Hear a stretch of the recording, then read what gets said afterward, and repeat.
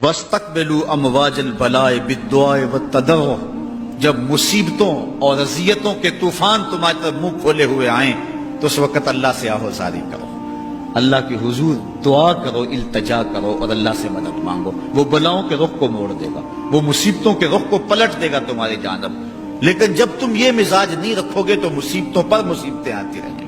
حضرت موسیٰ علیہ السلام کے پیٹ میں درد کا احساس ہوتا ہے تو کوہ طور پہ چلے گئے، کیسے جلیل القدر نبی تھے، اللہ سے ڈائریکٹ رابطے تھے، اور جا کے کہا مالک میرے پیٹ میں درد ہو رہا ہے۔ اللہ اکبر۔ گھر کے نجی معاملے بھی رب سے ڈسکس کرتے تھے، اور کوئی جو ہے وہ ایسی چیز ہوتی وہ بھی رب سے ہی عرض کرتے تھے۔ کہا میرے مالک میرے پیٹ میں درد کا احساس ہو رہا ہے، دوائی کی پوری لینی ہے، تو وہ بھی جا کے کوہ طور سے رب سے ہی لیتے تھے۔ تو اللہ تعالیٰ فرمایا فلان جنگل میں چلے جاؤ، وہاں اس شکل کے پتوں کی ایک بوٹی ہے، اس کو توڑو نچوڑو، اس کا پانی پیو، تمہیں شفا مل جائے گی۔ حضرت موسیٰ علیہ السلام گئے اور جا کے بوٹی کو توڑا نچوڑا، پانی پیا، شفا ہو گئی۔ کچھ عرصہ بیتا، دوبارہ اسی طرح کا درد جاگا۔ اب نسخہ تو ذہن میں تھا، کوہ طور پہ نہ گئے، اس جنگل میں چلے گئے اور جا کے بوٹی کو توڑا، اس کے پتے نچوڑے، پانی نکالا، پیا، لیکن درد اور زیادہ بڑھ جاتا۔ پھر دوبارہ آئے کوہ طور پہ، کہا مالک میں نے اسی درد پہ دوبارہ وہی بوٹی کا پانی پیا ہے، لیکن درد بڑھ گیا ہے۔ کہا موسیٰ اب جو آئے ہو کوہ طور پہ پہلے ہی آ جاتے۔ تو عرض کی مالک بوٹی بھی وہی اور درد بھی وہی۔ فرمایا سب کچھ وہی ہے، لیکن پہلے میرا حکم تھا، اب میرا حکم ساتھ شامل نہیں تھا۔ شفا بوٹے میں نہیں رکھی، شفا تو میرے حکم میں رکھی ہوئی ہے۔ اس لیے ڈاکٹر کے پاس جاؤ، حکیم کے پاس جاؤ، لیکن شفا اللہ سے مانگو، کہ شفا ہمیں دینے والا وہ ہے۔ وہ ایک وسیلہ ہے، ایک ظاہری طریقہ ہے۔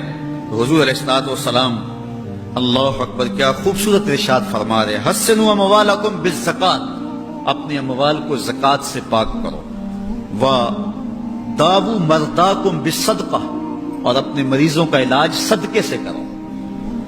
حضور علیہ السلام نے ارشاد فرمایا کہ بندہ کہتا ہے میرا مال میرا مال، اس کے مال تین ہیں۔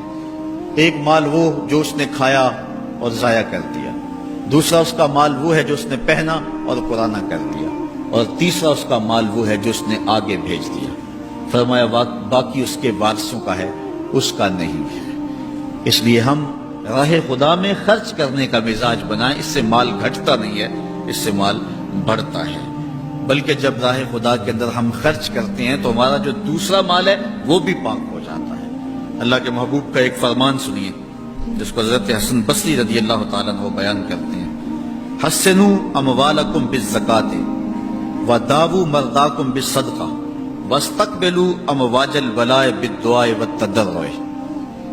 فرمایا کہ اپنے مال کو، اپنے اموال کو زکات سے پاک کرو، اور اپنے مریضوں کا علاج صدقے سے کرو، اور جب مصیبتیں اور بلائیں تمہارا رخ کریں تو پھر دعا سے اور اللہ کے حضور زاری سے اللہ کی مدد چاہو۔ آج ہم صدقے کا مزاج بہت کم کر چکے ہیں۔ اسی زمانے میں ایسا ہوتا تھا کہ جب کوئی بیمار ہوتا تھا تو سب سے پہلا کام لوگ یہ کرتے تھے کہ صدقہ دیا کرتے تھے، ڈاکٹر کے پاس پھر جایا کرتے تھے، حکیم کے پاس پھر جایا کرتے تھے، سب سے پہلے اس کی جان کا صدقہ دیا کرتے تھے۔ صدقہ قضا کو بدل دیتا ہے، تقدیر کو بدل دیتا ہے۔ صدقہ سے اپنے مریضوں کا علاج کرو۔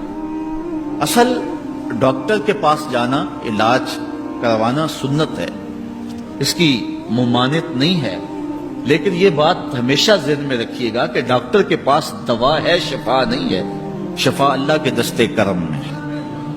اس لیے جب بھی بیمار ہو جاؤ تو پہلے صدقہ کرو اور پھر ڈاکٹر کے پاس جاؤ، اللہ اس صدقے کی برکت سے ڈاکٹر کی دوا میں شفا رکھ دے گا، کیونکہ شفا تو اس کے حکم میں نا، چیزوں میں تو شفا نہیں ہے، وہ تو اس نے حکم جہاں دے دیا وہاں شفا ہے۔